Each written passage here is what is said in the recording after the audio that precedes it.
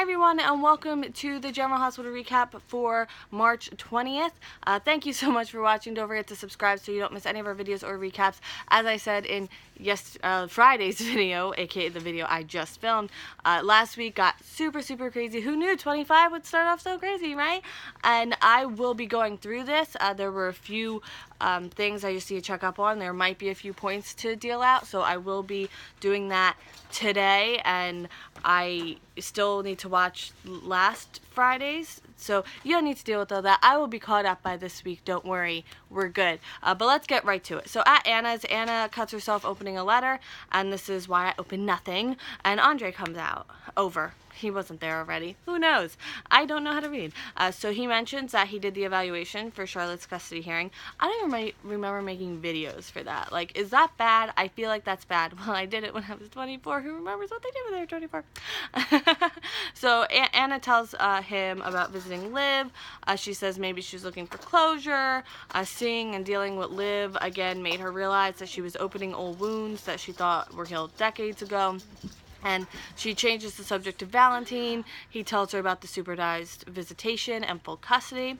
Anna feels like a hypocrite for judging because she kind of did the same thing to Robert. But she thought she understood Valentine, but now she's confused. But he's still holding something over her head, and maybe the why as to why she put him on the kill list. Like, that's probably it in her mind. So Andre advises her to take it easy, and she doesn't take that well, understandably. Also, first day of spring, so, you know, tulips. What's better than that? So he offers advice as a friend. You know, that she's not used to being afraid. She's having to rethink decisions and choices, but now she's encountered something from her past and she just needs to tie it off. Her memory issues bother her. She's painted over her past in a flattering light, and Valentine forced her to face who she was, honestly. And Andre tells her to give her younger self credit for who she is, heal and focus on who she is now. He's going to get going, and he tells her to steer clear of Valentine for now. So I wonder who's going to come over later. At the Metro Court, Valentine, Charlotte, and Nina are having their little celebration and talking about how no one will take her away from them. Further demonizing Lulu, like making her seem like the bad guy instead of being like, oh, sometimes adults have disagreements, but we both want what's best for you. No, that's not the route they're taking. Like, I can't right now. I so can't.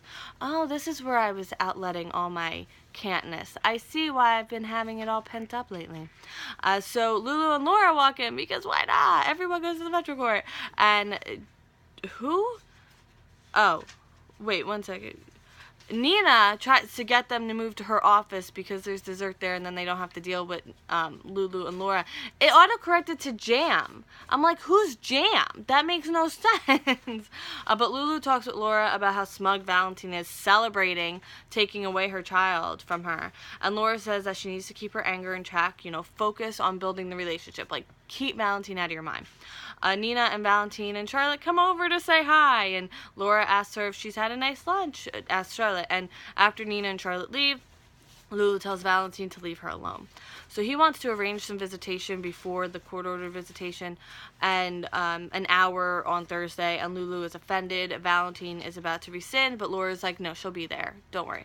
So Laura tells Lulu that she's going to need to practice self-control, have patience, and play the long game. Lulu questions how that will get her daughter back, but Laura will do her thing, and Lulu is in the spotlight. So you play the game, and I'll be, you know, doing all this in the background. You know, she needs to be patient and let Laura take action. Nell comes in with a garment bag. Bobby stops her, and Nell tries to get away from her, but Bobby won't stop, and, you know, how can she live with herself? She says Michael got through to her, and she was stopping all of it, but Bobby was the reason that this happened. And Bobby's like, no, Michael dodged a bullet with you, now get out. At Crimson, Nina tells Charlotte, she sets her up with some puzzles, and Valentine tells Nina that Lulu was less than gracious. Oh, just, you know, be gracious for the scraps I'm giving you, right? And Nina thinks that they should be honest with Charlotte about him being good with games and puzzles, and he relates that to Anna and all, and they seem kind of okay, but not totally. Mrs. Evans won't be up to pick her up, won't be there. I won't be able to pick her up. I honestly, between the typos and me, I don't know how I get a sentence out. And she's not coming back. Her sister got sick and she has to take care of her, which means Charlotte's going to need a new nanny. I wonder who that's going to be. So they have to find her another nanny. And Nell comes in with the garment bag, and Nina is on the phone. Nell says hi to Charlotte, and maybe she can help her with her puzzle. Nina sees her helping her. Nell was returning the dress, and Nina's like, no, I gave it to you, don't worry. And Nell says that she's not working for Carly anymore. Nell offers to help with Charlotte while Nina takes her calls, and Nina's getting an idea because Nina just has all the ideas. Back at Anna's, Valentin shows up and he wants to end the dance between them, and Anna's like, good, okay, that's what I want too. At General Hospital, Tracy tells Hayden the first check came from the pharmaceutical company. Hayden mentions his leave of Finn's leave of absence. So Hayden tells her about the drugs, and she said he wanted to do this alone. They don't know where he is, and Tracy tells Hayden that she needs to be with him regardless of what he says. And Hayden fights back, let Finn handle himself. So let's focus on the hospital. At Finn's place, Finn's making calls about openings for rehabs. He tells them that the person he's calling for is one of his patients. The person became dependent on medication. What's wrong, Kitty? Where can they get some help? They say they'll get back to him shortly. He's not okay with that, but then he makes nice with the person. Finn arranges for Jocelyn to take care of Roxy while he's gone. He wants to be better, and he wants to be done with this addiction. He finds another bottle of Decanestrol. His phone rings, and there's an opening, and he has to give the patient's name. But he said the patient decided not to do alternative therapy, and then he breaks the vial of Decanestrol, and I'm like, good job. At Sunny's, Carly comes over. She wants to talk about what comes next for them. Losing Morgan and thinking Sunny was responsible was the worst thing to happen to her. The Nell thing doesn't come close, and she gets why the Nell thing happened. And he asks why she can't get past it if she understands it so clearly. But she thinks with her life experience, she should have seen Nell coming from a mile away. And then she asks if he ever trusted Nell, and he doesn't really have an answer. He let his guard down. But the more I talk about it, the more I realize had Jax not put a stop to what she was putting in motion, then she would have also been I can't think of the word. She would have also cheated on him. So I don't know. I feel like she needs to remember that a little more. Not that excuses what he did at all. Don't get me wrong, but he didn't do it. So what am I talking about? So he goes over Thanksgiving. He doesn't remember. He doesn't remember anything about that night. And, he kind of remembers her walking in and then waking up with her in the morning. That's it.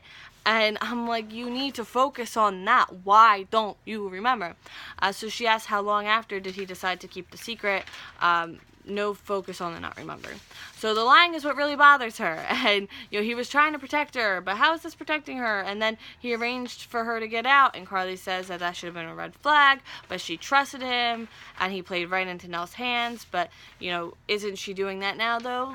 Isn't this, the biggest hurrah you can give Nell, letting her plan work? So he brings up what happened with Liv and how they need each other, and he still trusts her over anyone else because she knows him, he knows her, and he missed her so much, and then she kisses him. And now end scene. So Hayden doesn't call Finn, she trusts him. Tracy comes into Finn's to check on him, and she sees the broken vial. Laura hints if the court believes Valentin is up to no good, it'll be in her favor, so she's working on something, and if things fall the way that she thinks they will, he'll get what's coming to him.